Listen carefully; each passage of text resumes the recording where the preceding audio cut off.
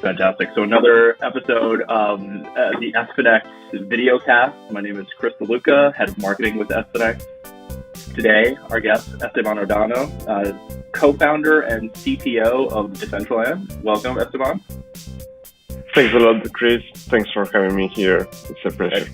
Fantastic. So, Esteban, maybe you could tell us, just to kind of get us started, you could tell us a little bit about your background and how you kind of got involved in kind of cryptocurrencies to start with. Sure. So I wanted to study economics in high school, but figured out that I was kind of like good at this programming stuff. So I went to college here in Buenos Aires to study software engineering. I started to learn about Bitcoin from hanging out on the Y Combinator forums, the Hacker News thing. And at some point, I realized that this could grow out of the huge technical curiosity that attracted me to it, and, well, of course, the economic advantages, and the idea that money could have been run out of a peer-to-peer network that was similar to BitTorrent was like a lot crazier back in the time. So I started to dig a little deeper, applied to a job at BitPay, where I did open source. I worked in the Bitcore JavaScript library, in Copay and Insight. Then I moved out and started to do contracting for a lot of different companies in the space, and started my own ideas and projects like Streamium, which was a payment channel thing back in 2015. That was super interesting, but, well, I was expecting the Lightning Network to come up very sooner than it ended up being. And about that time, we also came up with the idea for the Decentraland. Quick question. I'm always just kind of curious about this.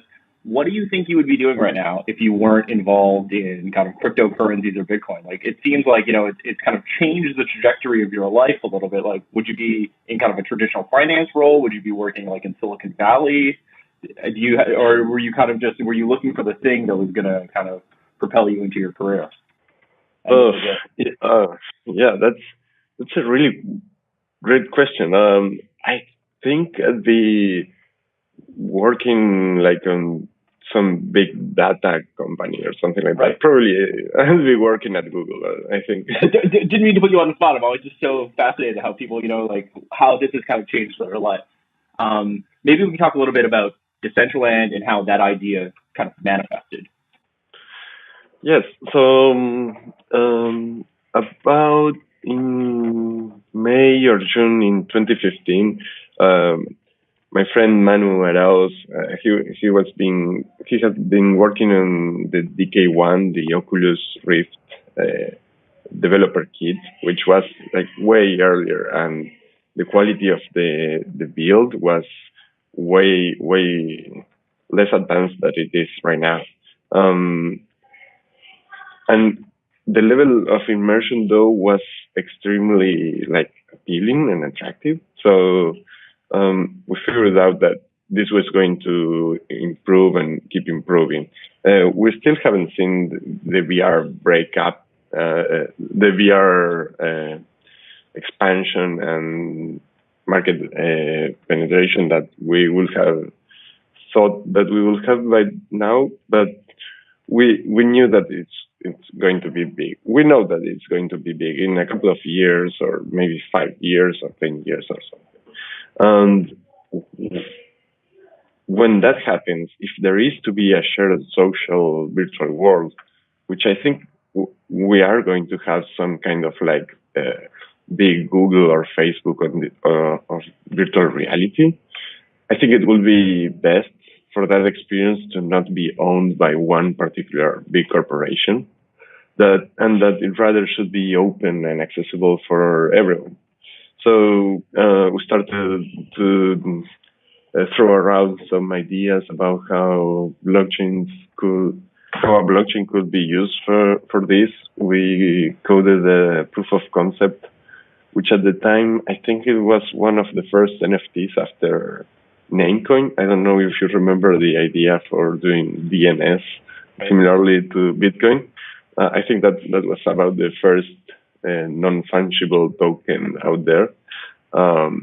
We played around some stuff. We created a $1 million web page, which would be kind of like one pixel represents your land in this in this virtual world that we hadn't even started to work around. But yeah, that was about the beginning of it. So before I I have a couple questions there, but before I get into that, maybe you can just tell our viewers.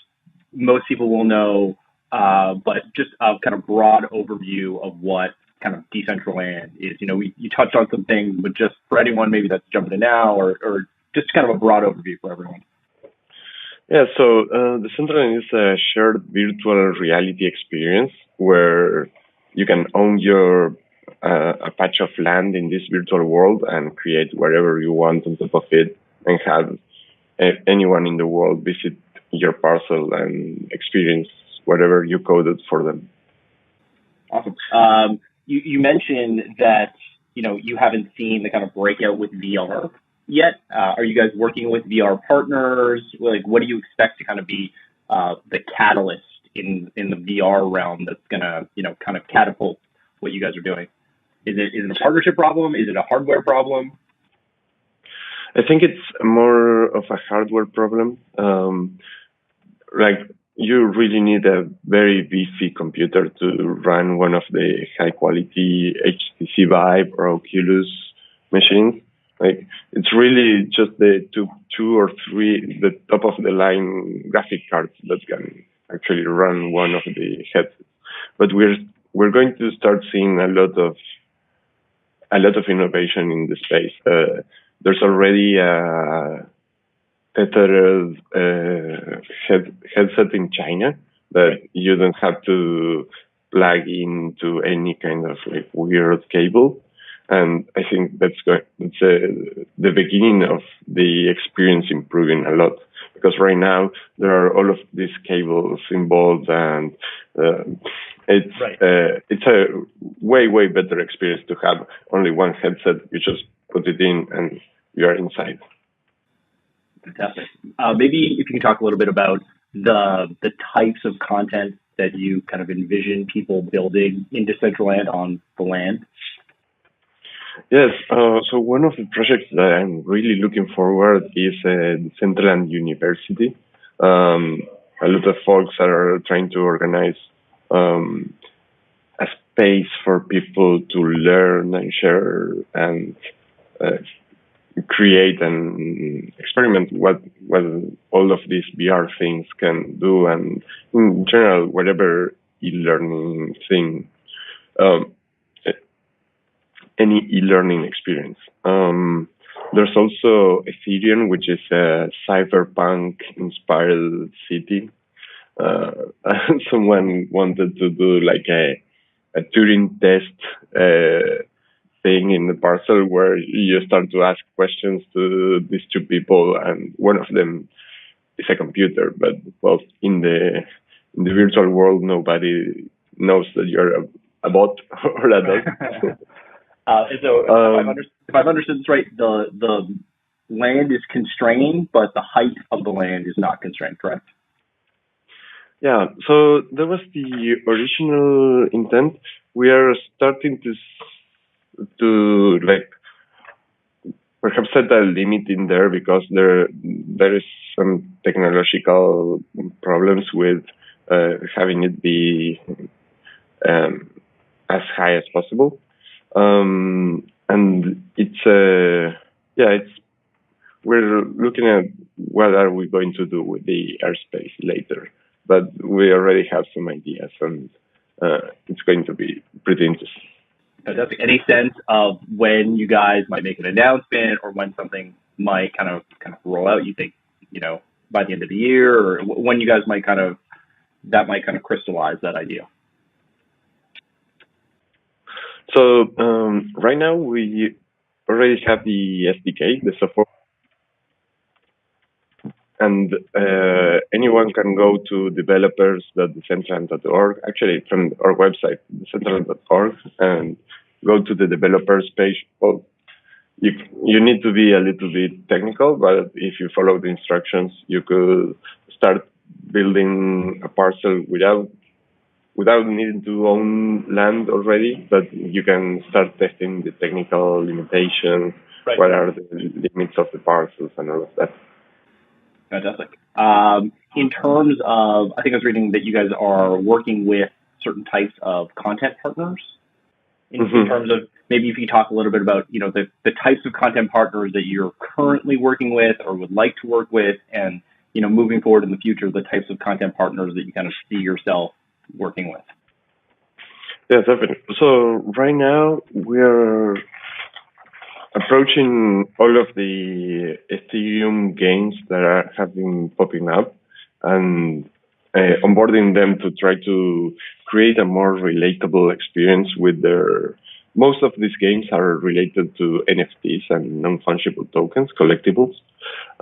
So we're welcoming them to build their experience inside of that parcel. So, for example, there's this game called Ethereum where you have these monsters and they battle each other, and you can win some castles.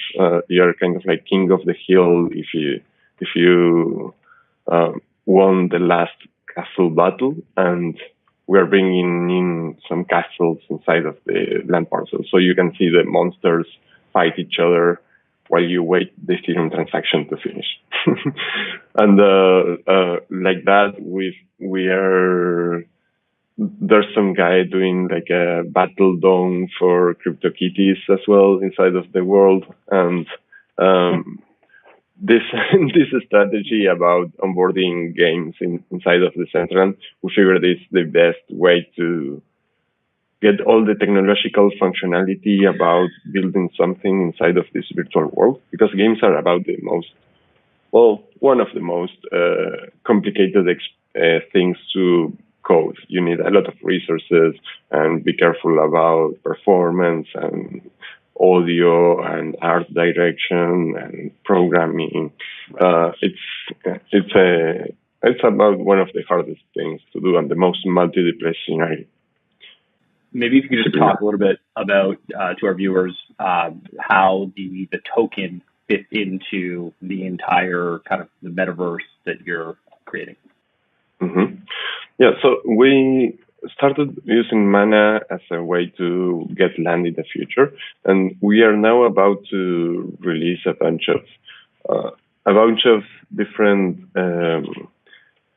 experiments on governance. We'd like people to decide a lot of the things that we need to decide for the center. I hate to set the rules, so we're looking to have the proper tools to create lists of what are the avatars that users can use in the center, and you can use some token that you get with Mana to create a list of avatars that anyone can use in the center.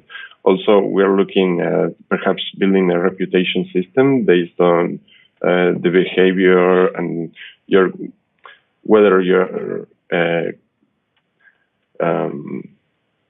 other Decentraland citizens think that you've been like a good member of society, and a lot of like different ideas about curation and avatars and items that are permitted, security mechanisms to like blacklist scripts from parcels, and anything that we can do to have the world policy itself. Fantastic. Scalability is, a problem that people often talk about, especially when it comes to not just Ethereum, but all blockchains. How do you guys kind of think about the problem of scalability? It seems like, games require, a huge amount of users. How do you think about that problem? I'm not going to kind of impose any kind of constraints on it, but how do you think about that problem, and what is your kind of potential solution to that problem? As you know. Mm-hmm. Yes, indeed. It's the hardest problem that Ethereum has right now. But there are a lot of very smart people working on them. Within Decentraland, we had this approach that we need to take hands on this subject. Back in December, when we launched the auction for land, which allowed anyone to bid on parcels on the parcels that they wanted to own. We did that using an application-specific state channel, which is a scalability solution that allows you to do a number of actions using only 2 Ethereum transactions, one to get into the channel and one to exit the channel. And that turned out pretty well. The user experience is amazing because you only have to sign something on MetaMask, and that's already cryptographic proof of anything that you want to do. And then our server replies with another cryptographic proof that if we misbehave, you can go to the blockchain and you can say, hey, this isn't working as expected, and these guys are cheating or something like that. And then security deposit gets slashed, and you get some bounty for finding out that we haven't been playing nice. So that's something that we did last December. It was pretty interesting. I think it improves the user experience a lot. And right now we are about to use a similar idea to create a voting application that works off-chain, but it's not binding. So the idea is to cast a vote or a popular poll on some different subjects, but it doesn't have it's not binding in. No. Oh, can you hear me? Yeah. Yeah, sorry, my battery is just. Okay. Okay. So we've got that voting application going on, and I think it's going to be pretty interesting to see what the outcome of that. And we're also developed over January and February a plasma implementation to try it out. I think that we are still quite behind what will be acceptable for end users. Right. So we're still following the subject very, very closely because it's going to be paramount for the Decentraland for Ethereum to scale. Just a couple more questions. One, I guess, is is there any possibility of moving away from Ethereum at any point to another blockchain? Is that something that you guys have thought about? Is that at all in the cards? I'm not trying to guess one way or the other. It's just I know that some people have talked about that, so I'm just curious to know how you guys think about that.